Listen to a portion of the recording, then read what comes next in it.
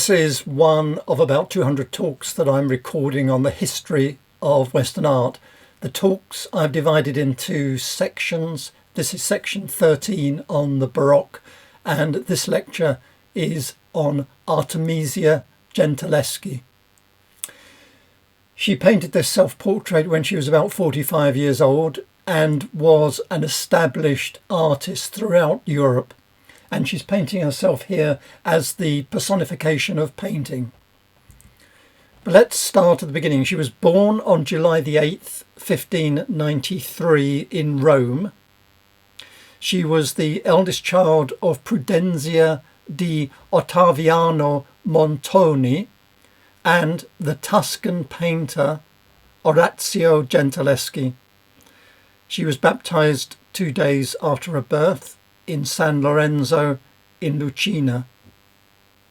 And her early life was steeped in art. She was raised in a family of painters. Her father, grandfather and uncle were all well-known artists. Following her mother's death in 1605, she was raised mainly by her father, and he introduced her to painting in his workshop. And this was painted in 1610 when she was 17. It's Susanna and the Elders, demonstrating her remarkable talent and the influence of Caravaggio's style, which she had absorbed through her father's work. Despite having only 3 years of formal training at this point in her life, she already shows exceptional skill. Her father would boast that she was peerless amongst her peers. She wasn't copying her father's style. She took a different approach, a much more naturalistic approach. His work is more idealized. This story is based on the Bible story from chapter 13 of the book of Daniel. 2 elders were hiding in a park or garden where Susanna bathed, and they came out when she'd undressed to bathe. They demanded sexual favours, which she refused. They then threatened to ruin her, but she held fast. They then falsely accused her of adultery, a crime that was punishable by death. She was sentenced to death, and at the last minute, Daniel, a wise young Hebrew man, cross-examined the 2 elders separately and found their stories didn't match up. And these conflicting stories revealed the falsehood of their testimony that cleared her name, and the 2 elders were sentenced to death. This is Danae. It's the mythological story of Danae, and it does appear to be a self-portrait of Artemisia Gentileschi when she was 19. It must have been very difficult for her to learn to draw from the nude, because male nudes wouldn't have been available to her as a woman, although it's possible she was able to observe male models in her father's studio. But she did have an advantage in depicting female nudes due to the informal access she had to female models. It was rare, incidentally, for male artists to have access to nude female models at this time. And her paintings were characterized by a great naturalism and skill in depicting the figure.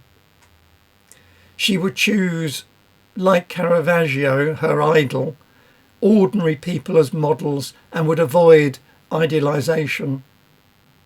In fact, in some ways, she was even more realistic than Caravaggio. And it's thought likely that Artemisia used her own body as a model, as this was a common practice for female artists at the time. The story of Danae is from the Roman writer Ovid and his book Metamorphoses, and in it he tells the story of the daughter of King Acrisius of Argos, and there was a prophecy that his grandchild would cause his death, and he therefore imprisoned his daughter to prevent her pregnancy. But Zeus, the king of the gods, overcame this challenge by changing himself into a shower of gold, which you can see falling down here, and that way he entered the room and seduced Danae. And she subsequently bore a son, Perseus, who did go on to kill his grandfather when he became an adult. Now, the year she painted this, 1612, is a very significant year in her life. It was a life-changing or traumatic event. She was raped by Agostino Tassi, who was a fellow artist, one of her father's colleagues. This led to a 7-month trial that would have a lasting impact on her life. During the trial, it was revealed that Tassi had a history of sexual violence. He'd previously been accused of raping both his sister-in-law and one of his wives. But the court proceedings were grueling for Artemisia. She had to undergo physical examinations, and she was tortured with some thumb screws to, quotes, verify her testimony. Despite his strong denials and his attempts to discredit Artemisia, he was ultimately convicted, sentenced to 2 years in prison. Although he didn't serve his term, his verdict was later annulled. He obviously had good friends. The day after the trial concluded, with her reputation in ruins, her father managed to arrange a marriage to Pier Antonio da Vincenzo Stiatesi, who was a Florentine painter, and they moved together to Florence. And that marriage restored her honour following the public scandal of the trial, and the marriage marked the beginning of a new chapter in her life. In Florence, she flourished as an artist. She enjoyed the patronage of Cosimo de' Medici, who was the Grand Duke of Tuscany. And she was allowed in Florence to develop her own unique style and established herself as a formidable artist in her own right. She did have 5 children of that marriage, but only one survived to adulthood, Prudenzia, also known as Palmyra, who was born in 1617. Before then, she'd had 3 children, one who lived a week, one only a few days, and one lived to the age of 4.5. And then following the birth of Prudenzia, the following year, she had a child, Lisabella, who only lived 9 months. This is her painting, one of her many versions of Judith and Holofernes, and this is the earliest, now in Naples. It depicts a biblical story from the book of Judith, and it captures here the precise moment when Judith, who was a Jewish widow, decapitates the Assyrian general Holofernes with the assistance of Judith's maidservant Abra. And this act of bravery saved her city, Bethulia, from destruction. Now, X-rays of this show she made several adjustments during its creation, including repositioning Judith's arm for greater compositional balance. Let me show you another version. Also by Gentileschi, strikingly dynamic, painted in 1612. Her arms, Judith's arms, are crossed as she wields the sword to Holofernes' neck, while her maidservant Abra holds him down. You can see the physicality of their actions, the gory details of blood spurting across the white sheets, the brutality of the act, but Judith's expression is determined and calm, whereas his face is contorted in agony. Both women, unusually, are shown as young and strong. Traditionally, portraits of this story in the Bible show her maidservant as an elderly woman. There's a lot of symbolism in this. The yellow dress signifies Judith's wealth and status, and her actions, the story here, represents virtue triumphing over vice. It was commissioned by the Grand Duke Cosimo II de' Medici when she was in Florence, and it shows her mastery of the Caravagesque technique and her use of chiaroscuro, light and dark, like a spotlight coming down onto the picture to heighten the drama. And I thought I would show you one example of Caravaggio's work. And this is Caravaggio's Judith beheading Holofernes, painted some 13 years before Gentileschi's painting, 1599. And you can see the difference. Judith is portrayed as young and hesitant. Her expression includes determination, I think, but also revulsion. She leans back and away while she wields the sword. His face captures shock and agony, and we see here, as I said, the elderly maid waiting with a bag to hold the severed head. It's a theatrical composition. The figures are arranged in a shallow space.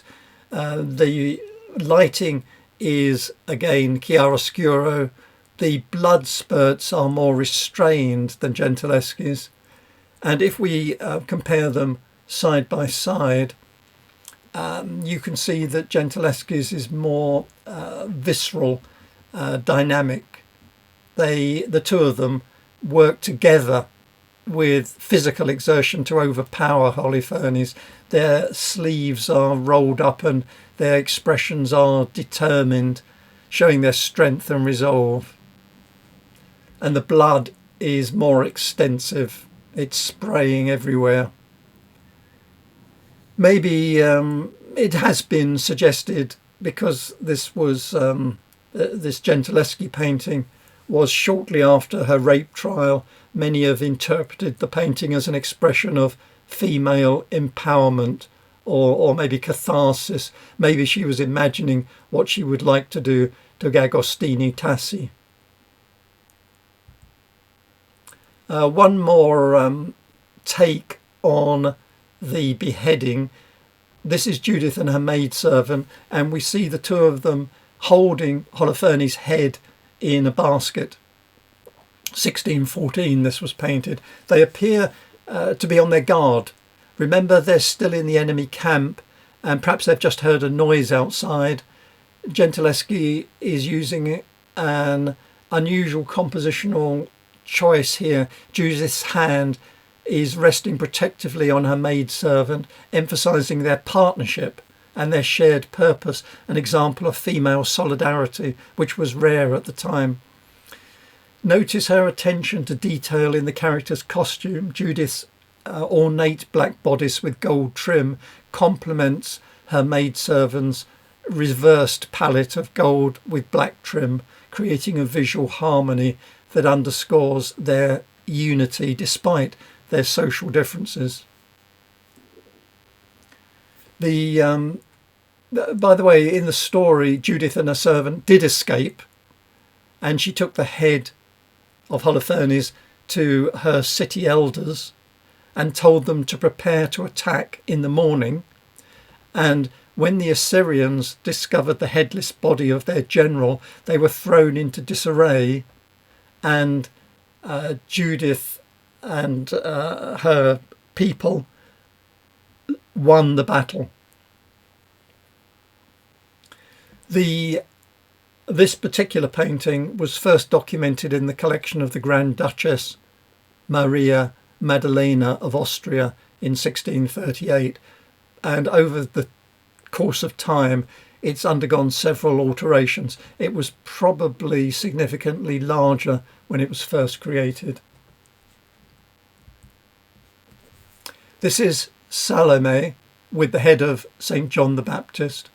It's the biblical story of Salome who requested the head of John the Baptist as a reward for her dancing.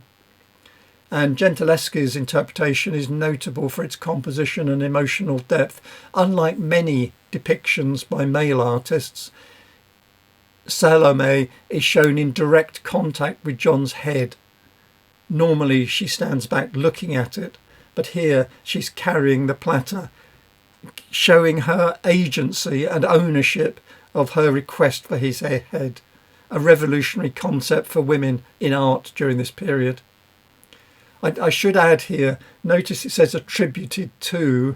It's not definitively by Artemisia Gentileschi, because the provenance of this painting can't be traced back. It's not clear. So to be sure, it's been attributed to is the way it's normally described. Despite that, it's a powerful composition and treatment of female subject that does align with her known styles and themes. A more gentle painting, Madonna and Child, housed in the Galleria Spada in Rome, shows an intimate moment between the Virgin Mary and infant Jesus.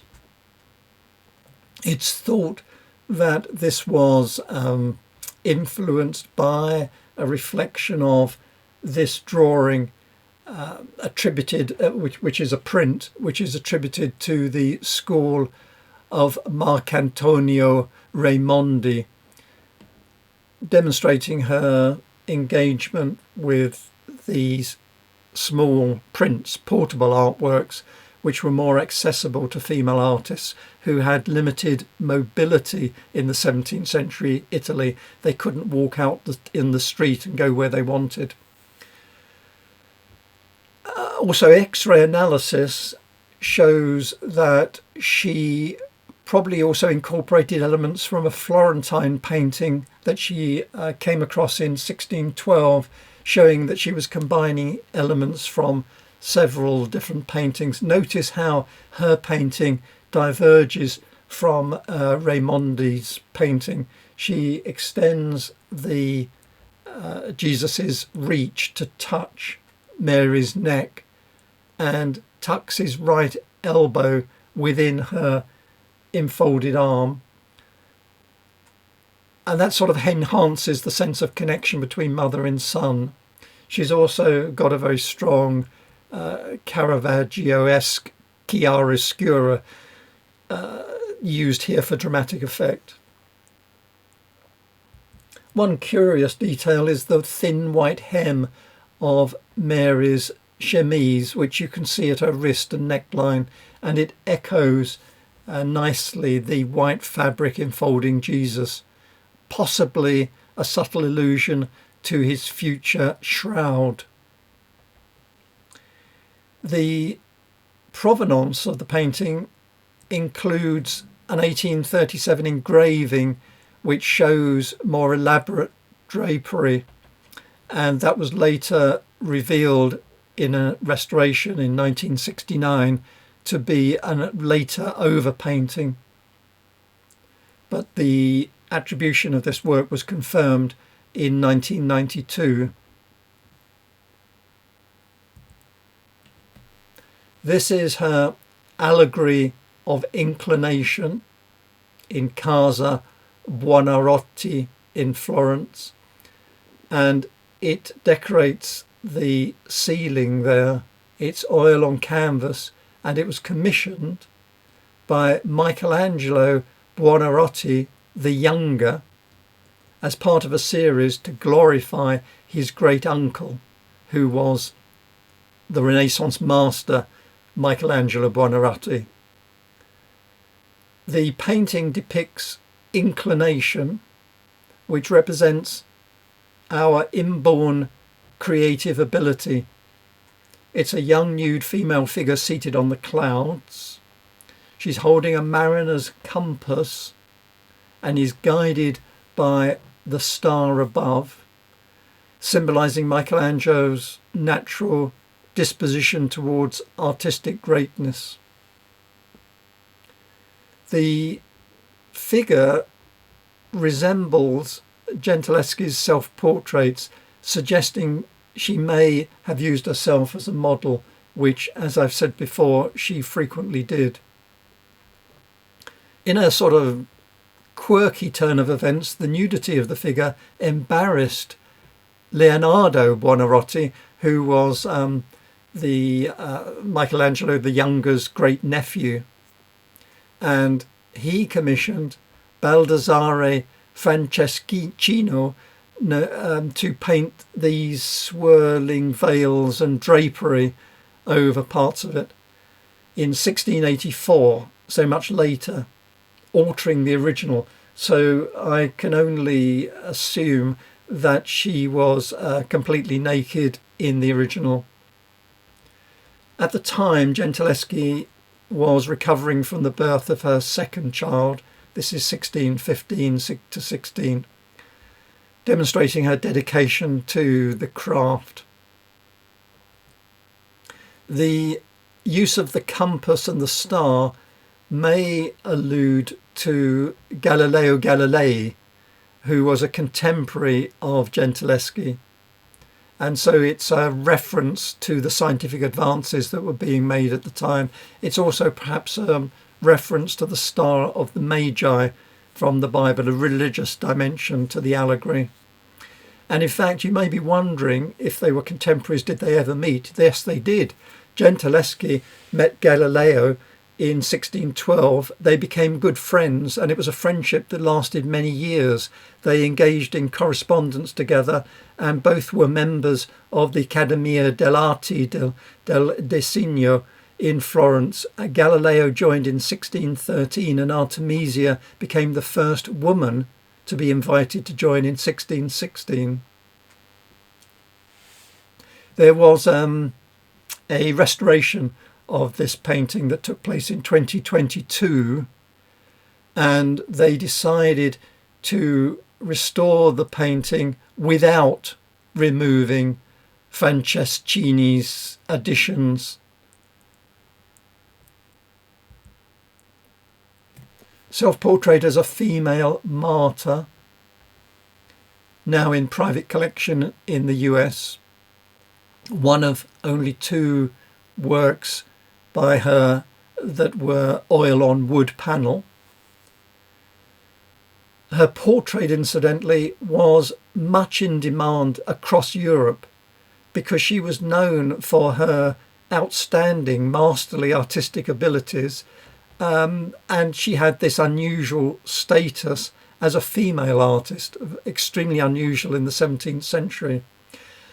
Now here she shows herself as some unspecified female martyr, gazing out at us with a solemn yet resolute expression. She's holding the palm frond, which is the symbol of martyrdom. And interestingly, when it was examined technically, it revealed that it began as a straightforward self-portrait. And she decided during the painting of it to transform it into the depiction of a martyr saint. So she transformed herself from a straightforward self-portrait into a martyr. It was at this time 1615. Remember, 1615, it's only 3 years from her highly publicised rape trial in Rome. She was now living in Florence, recovering from the birth of her second child and demonstrating her dedication to her craft. And as I said, portraits of her were held in high esteem and much demand. We don't know why she's showing herself as a martyr. Maybe it's a reflection of all the personal tribulations she's been through. Maybe it's a sort of strategic move to align herself with revered female figures in a bid for artistic recognition. There is a later 1837 engraving showing more elaborate drapery, which was later shown to be overpaint during a restoration.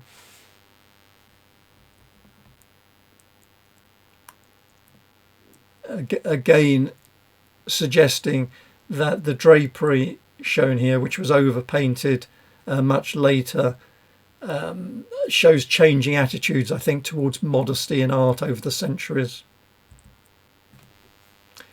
Again, she's showing herself as a martyr. This time it's a self-portrait as Saint Catherine of Alexandria, now in the National Gallery in London. Saint Catherine was a 4th century Christian martyr known for her intellect and resilience.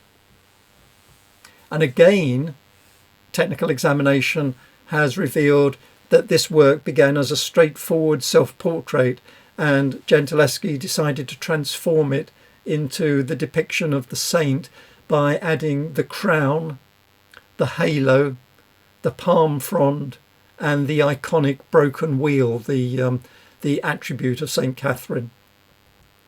The broken wheel, studded with spikes, alludes to the saint's attempted torture.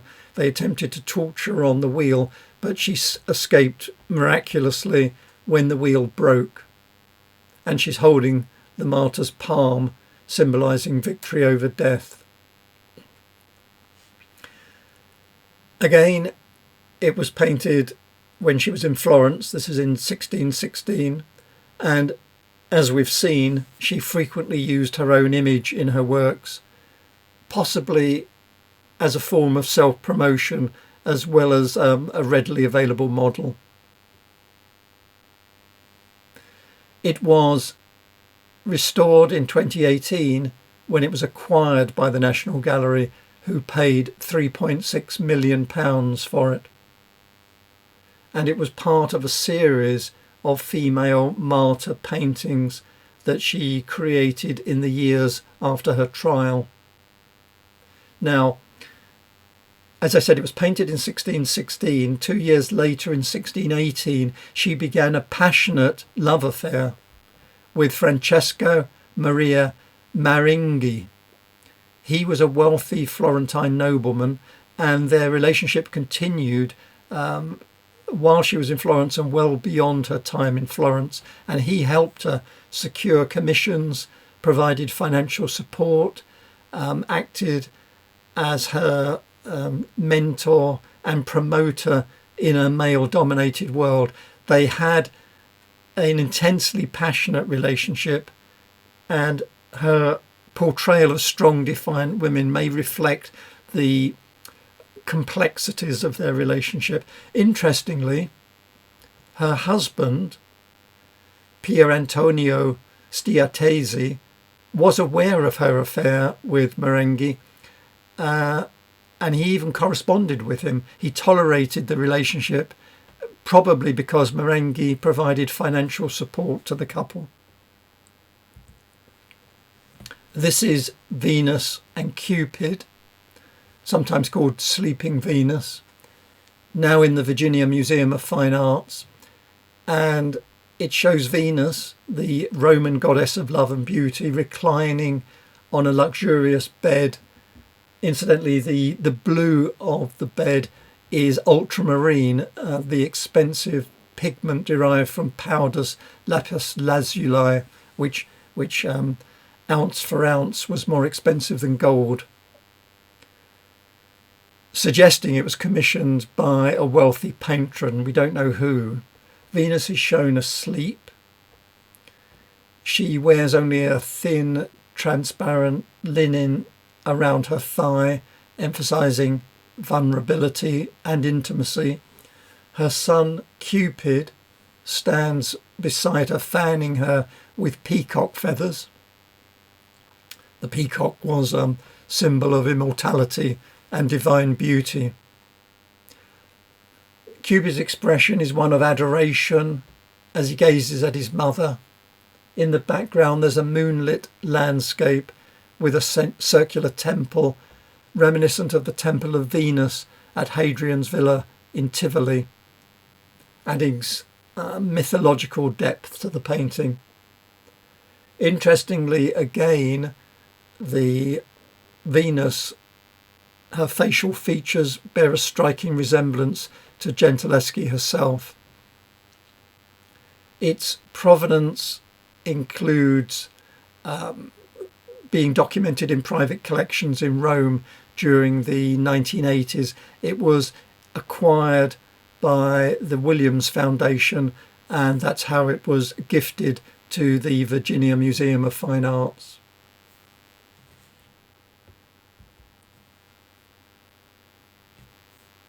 Another example of Judith and her maidservant with the head of Holofernes, now in Detroit, the Detroit Institute of Arts. It shows the aftermath of the beheading. She's still holding the sword, which was Holofernes' sword, incidentally, and is pausing in alarm. Perhaps they've heard something. The severed head lies at her feet. The work again began, we know from X-ray analysis, as a straightforward self-portrait, and she's transformed it into this biblical narrative. And so depicting Judith, who represents virtue triumphing over vice, as herself, because it's a self-portrait, may be a reference to the infamous rape trial in Rome. In terms of provenance, it was owned by Prince Brancaccio in Rome. It was acquired and in 1952 was bought by Leslie Green and then gifted to the Detroit Institute of Arts. That's how it ended up in Detroit. It's her interpretation here is unique, I think, in its naturalism and its sympathy for the fear and apprehension of the female protagonist. They don't want to be caught at this point.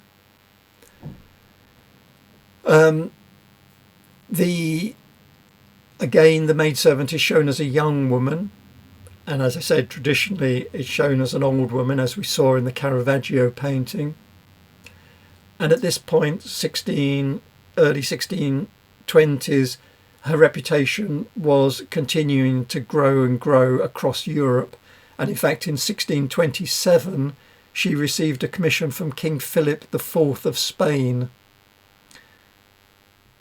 She was, incidentally, very well connected. She had friends amongst most of the well-known artists, writers and thinkers of her time. She was extremely well connected, extremely well known. This is Artemisia's painting of Esther before Ahasuerus. It's now in the Metropolitan Museum of Art in New York, and it's from the Book of Esther. It captures a dramatic scene when the Jewish queen approaches the King Ahasuerus, to plead for the lives of her people. She has actually broken court etiquette by approaching the king and so risked death. And Gentileschi is showing the queen fainting and being supported by her maidservants, and the fainting softened the king's heart, and he changes the order of the execution of all Jewish people in the Persian Empire by allowing them to defend themselves. You can see the power dynamics at play. Ahasuerus is on his throne. He's about to rise, and the throne emphasizes his authority, but notice that Gentileschi has put him in the shadow, and the spotlight falls on the Queen, who has a much more impactful clothing and a bright yellow dress.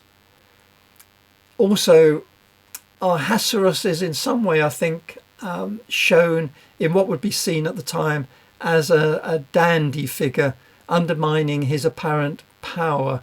So there's a hint here at the Queen's eventual triumph through cunning and courage. We don't know the exact provenance. It was probably created when she was in Naples, and she's paid a lot of attention to detail to bring the story to life. Notice the folds of the fabric, the detail she's put in to Ahasuerus's boots. She's even painted the stitches on the hem of Esther's dress. So exact, they look almost real. And this attention to detail is shown in the cracks she's painted in the marble ground, the fur trim of his boots, and even the detail in the paws that adorn the king's chair. All of this is is part of her technique and style of painting, and it brings the story to life. This is Cleopatra discovered by her servants a bit later, 1633, painted when she was in Naples, possibly a collaboration with her then pupil Onofrio Palumbo, who she increasingly relied upon in her old age.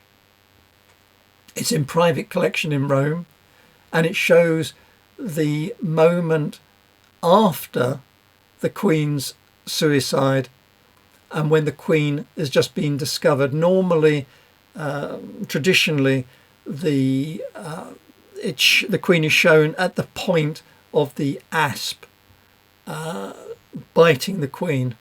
Here we see the dead Queen. Her crown has fallen from her head.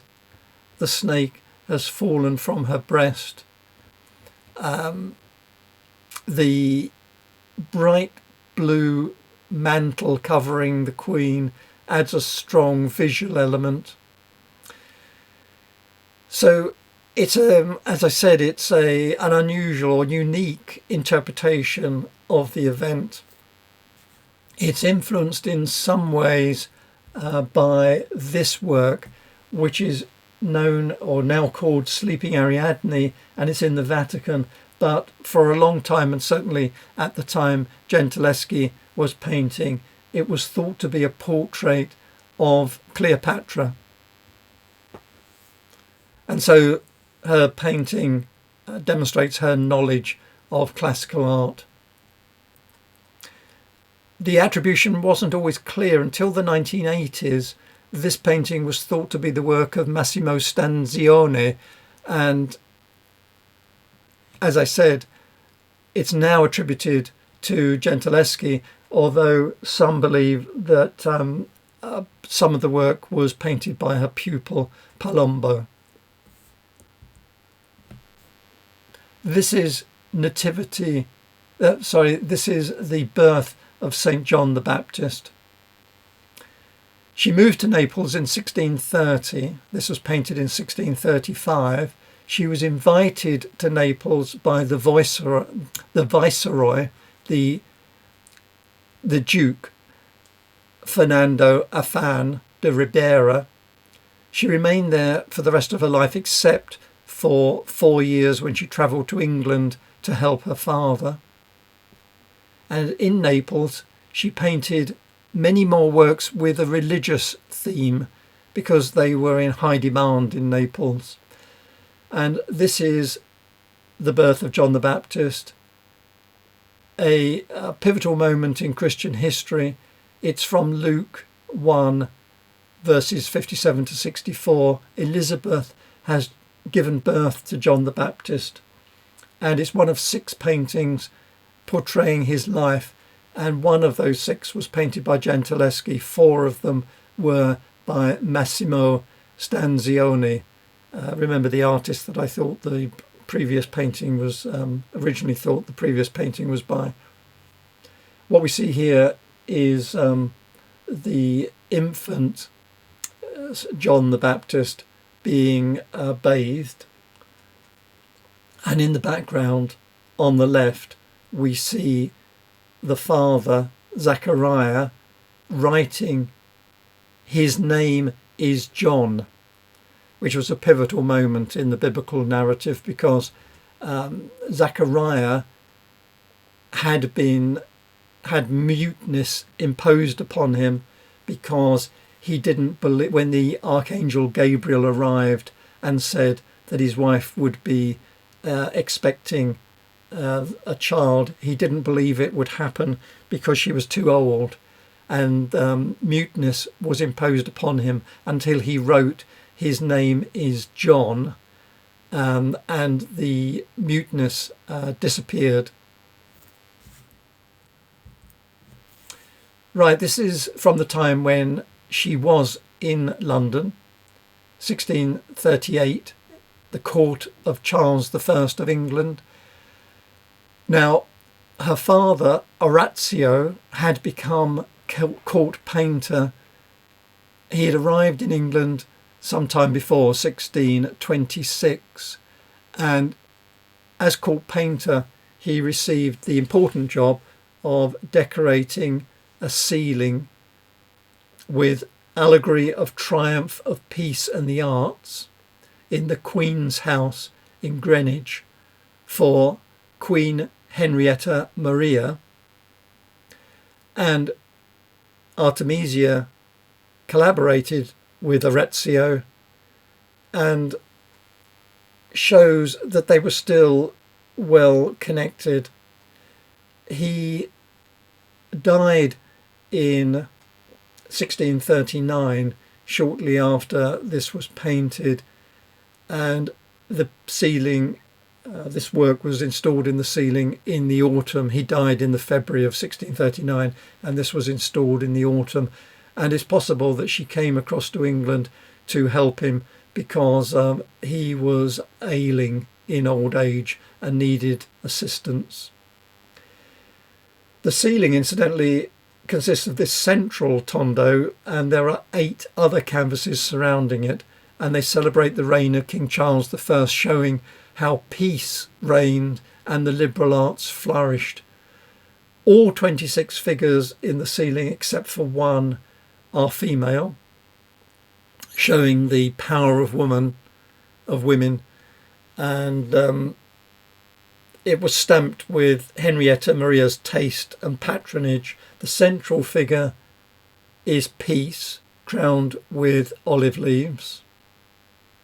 Presiding over female figures representing the liberal arts. Below the crowned figure, the figure with the golden crown, is Victory. She's resting her foot on a cornucopia, symbolising the prosperity that comes with peace.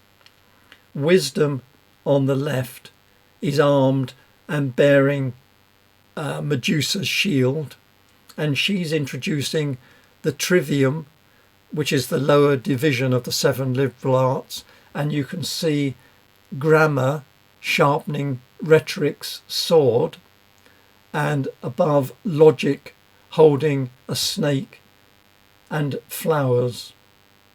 Then on the other side there's the quadrivium, representing astrology, who's holding a book with stars in it, arithmetic to the right with music, and then toward on the side geometry with dividers and a globe.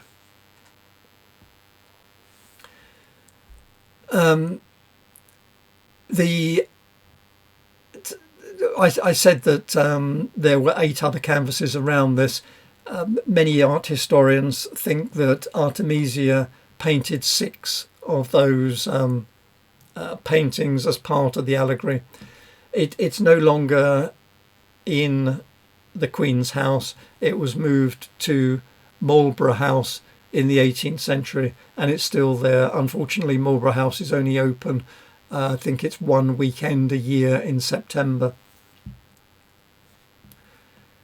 So this marks Orazio's final masterpiece just before his death, and Artemisia's brief time in England. While she was there, she also painted this, perhaps her best known self-portrait as the allegory of painting. It exemplifies her skill and self-awareness as an artist. It's a remarkable fusion of self-portraiture and allegory. She's showing herself as the personification of painting itself, a concept that derived from Cesare Ripper's Iconologia, which was a book describing well-known symbols, icons and personifications. It's unique in that it's a combination of self-portrait and allegory, and of course this concept is only possible for a female artist. Male artists would depict painting as a female in the painting, but of course couldn't depict painting as themselves as a self-portrait. Only a female artist could do that. She shows herself actively engaged in painting, her sleeves rolled up, a brown apron over a fine green silk dress, showing she's both practical and an artist. She's in what was known at the time as a divine frenzy. You can see that by looking at her dishevelled hair. It's the divine frenzy was one of artistic creativity, and her gaze reflects deep concentration. To paint it, there were significant technical challenges. To capture herself in three-quarter profile, she had to use multiple mirrors set at 45-degree angles, allowing her to paint herself without reversing her hand. So it's extremely accomplished, economically painted, and there are very few alterations made during the painting. Alterations are known as pentimenti, and that I think demonstrates her master skill. The symbolism is rich and multifaceted. You can see that she has a chain with a mask pendant that represents imitation, which is a key aspect of painting, particularly at this period, accurate representation. And the luminous tones of her breast symbolise her femininity and truth. The commission details are unclear. It was acquired by King Charles I. It was then later sold during Cromwell's Commonwealth sale, but later reacquired for Charles II after the English Civil War during the restoration of Charles II. The provenance underscores the significance of this work, and it's now in the Royal Collection, often on display at Hampton Court.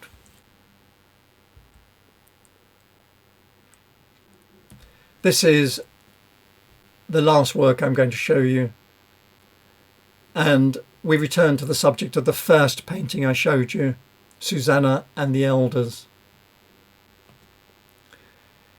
In fact, this painting was in the Royal Collection for a few hundred years in the storage rooms, and it was only recently, 2023, that the curators realised that this was a painting by Gentileschi.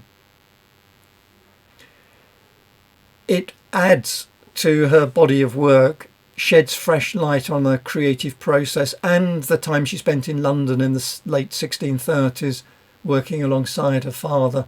It's now on display at Holyrood Palace in Edinburgh. The story, as I said before, is from the Book of Daniel, and this work was probably commissioned by Queen Henrietta Maria. And as I said, it's a virtuous woman falsely accused of adultery by the two elders when she refused their advances while bathing. It's a departure from her earlier work, which was more voyeuristic, and certainly the work of this story by male artists is much more voyeuristic. Instead of focusing on a nudity, she emphasises her distress and vulnerability. She's shown turning away in anguish as the two elders loom above her.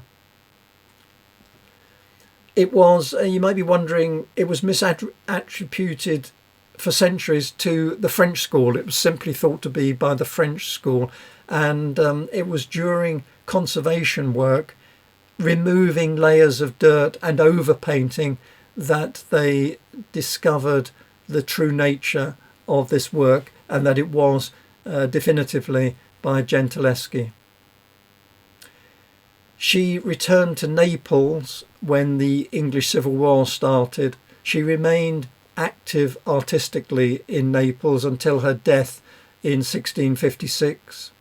Incidentally, it was once believed she died in 1652 or 1653, but there's now evidence showing she was still accepting commissions in 1654, and most now believe she died in 1656 in the Great Plague that swept Naples and wiped out a generation of artists.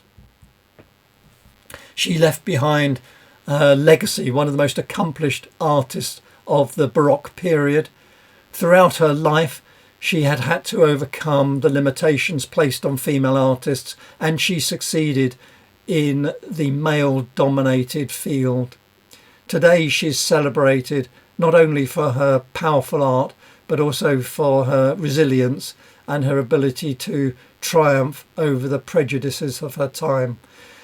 Before I say goodbye, before I end, I just wanted to show you one final image, not by her. I couldn't leave without showing you this image created by an AI system. This is by Google's ImageFX, and all I did was type in the simple description, a painting in the style of Artemisia Gentileschi, and I was just interested in the way that it's combined some of the clothing that we've seen earlier, the chiaroscuro and the dynamic image of a woman. Who knows where this is leading? It's part of my ongoing research into art and AI. But that brings me to the end. Thank you for your time and attention, and goodbye for now.